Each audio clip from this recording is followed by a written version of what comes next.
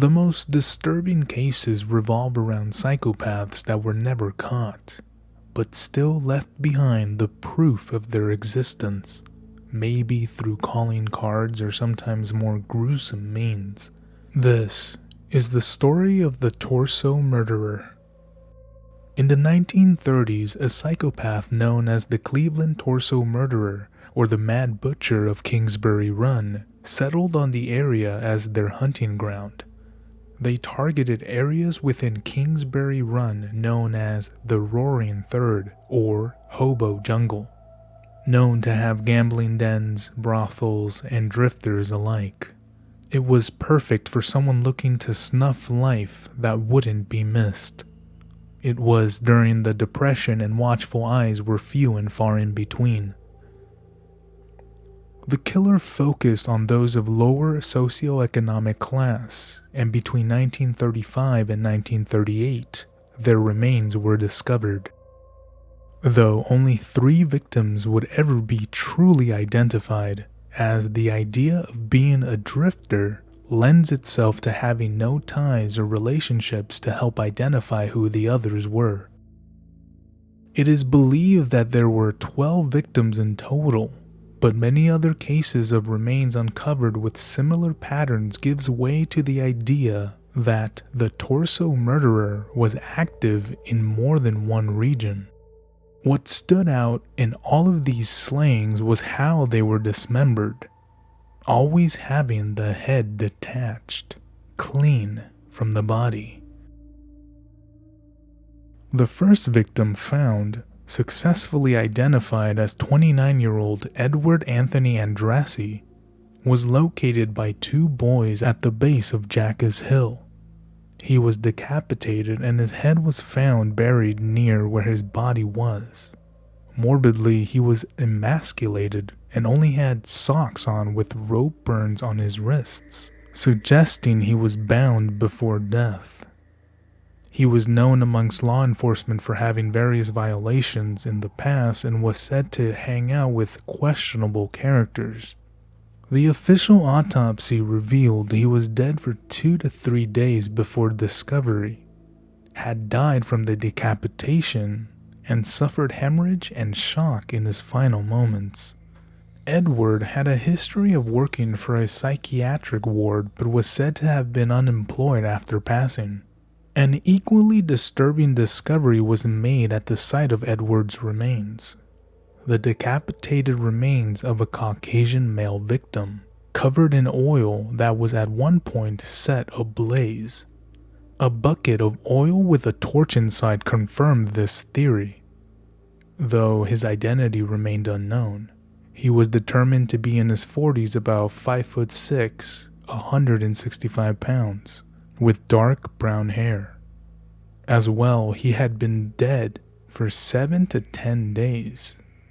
It was likely he was the first victim murdered, with Edward following shortly after.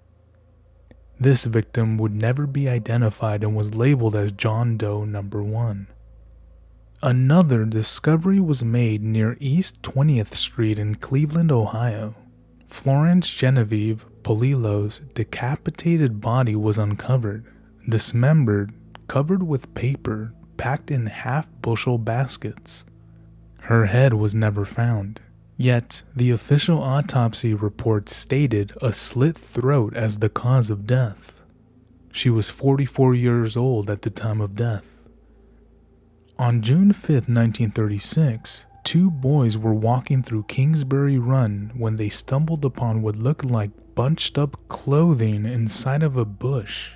After investigating and poking it with fishing rods, a most shocking discovery was made. A male head fell to the ground. A day later, about 1,500 feet away, his body was uncovered near the East 55th Bridge. No blood was found at the location of both discoveries, which suggested to investigators that the victim was killed elsewhere, then later dumped where he was discovered. The autopsy concluded that the victim's head was cut off while still alive, and he was drained of all his blood. Though this man seemed well groomed, and the clothes that were found weren't tattered. He seemed to be in his 20s. His underwear bore the initials JD. Some speculated he may have been a sailor, but he would become John Doe number 2, as well as the tattooed man, as 6 tattoos were found on his body. This specific finding drove authorities to attempt to identify him by molding a mask of his face and displaying it at a Cleveland fair in hopes that one of the thousands of attendants would recognize the man. No one did. On July 22, 1936, the body of a Caucasian victim was found in the late stages of decomposition near a homeless encampment west of Cleveland. This was the only victim found this far from Kingsbury Run, and like the others, the scene was disturbing. The body was missing its head, though authorities found it nearby. It was a skull at this stage. Bloody clothes were found in the same area, and a large quantity of blood had sunk into the earth beneath the body, which gave way to concluding that it was where the victim was killed. Key features including long hair still remained on the skull, raggedy clothes nearby, and near a homeless encampment, suggesting the victim was a transient who used the rail system to travel through the city. As well, based on the autopsy, this victim was also dismembered while alive. No distinguishable features on the body like fingerprints, teeth, or facial structure were recognizable, and missing persons adverts were unsuccessful in identifying the victim. He would be labeled as John Doe number 3. Months later, the next discovery was made by a homeless man on East 37th Street. 2 halves of a male torso and the lower legs floating in a stagnant creek. The head was never found, but a gray felt hat with blood stains and a blue work shirt with stains as well were found nearby. There were attempts to search the body of water for more evidence, but none resurfaced. This victim's kidneys and stomach were cut, while also left emasculated. Again, the cause of death was ruled as decapitation, and further attempts at identifying the man came to a dead end. He was labeled as John Doe number 4. On February 23, 1937, the torso of a female washed up on Euclid Beach on 156th Street.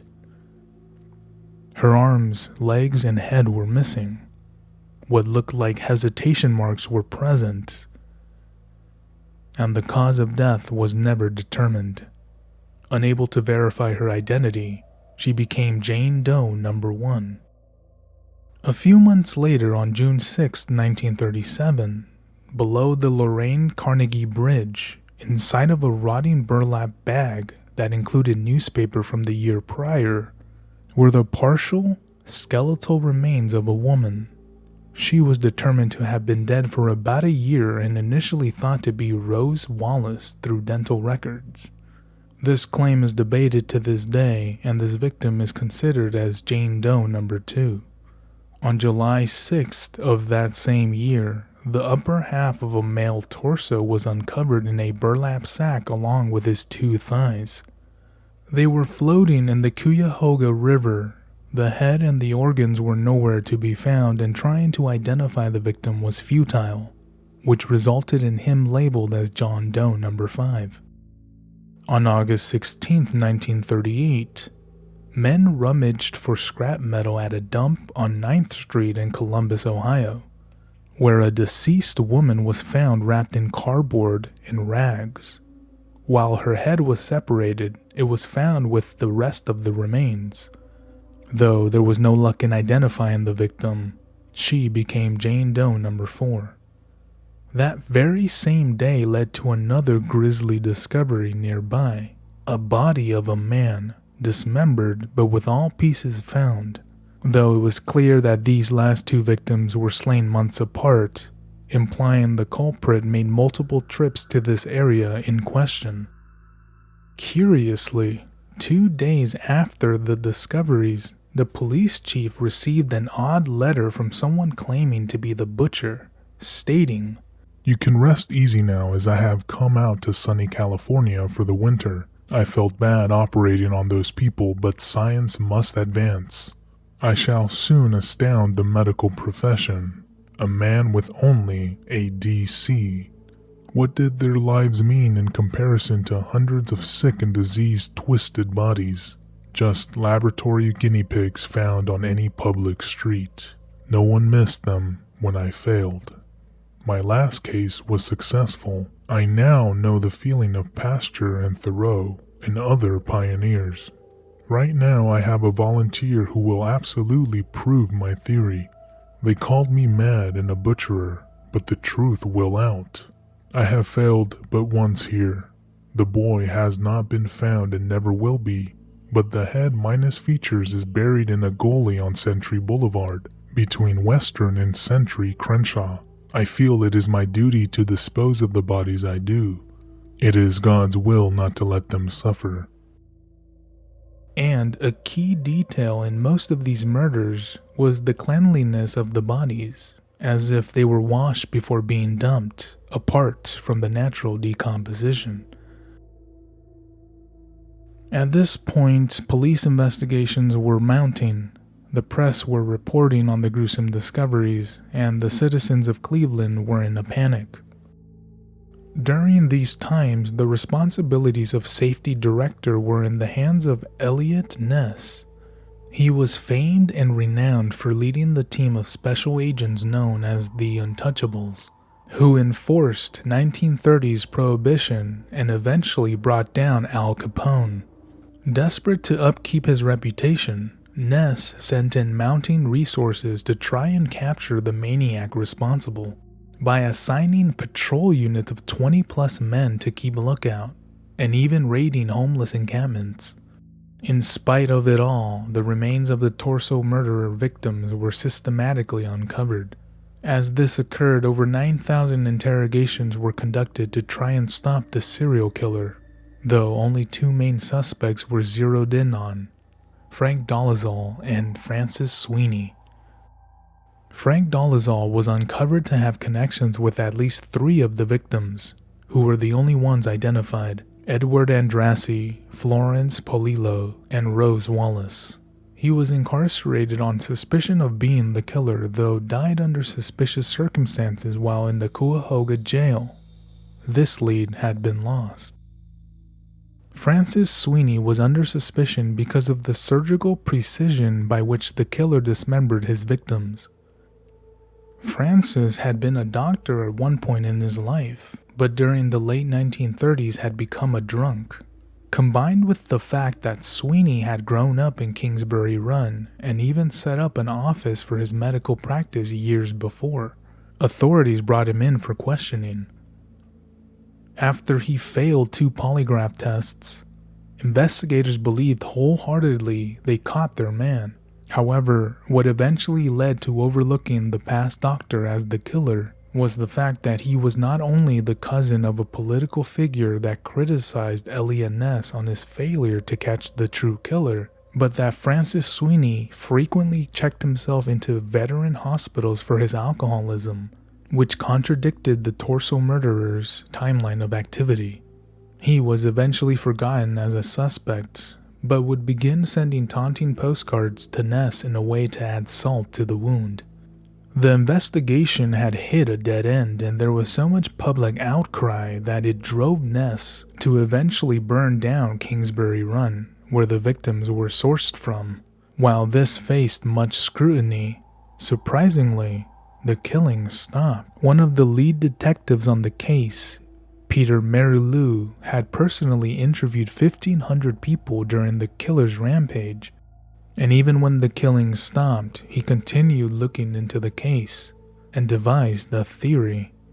You see, there was a collection of bodies found in swamps or train yards near Newcastle and Pittsburgh, Pennsylvania, most with their heads missing, fitting the MO of the Mad Butcher of Kingsbury Run, and they're known as the Swamp Murders.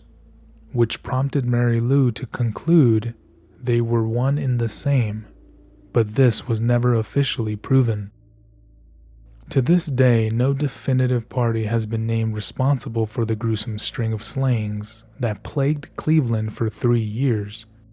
What is certain is whoever was responsible had a distinct disdain for human life, or couldn't combat the desire for bloodshed.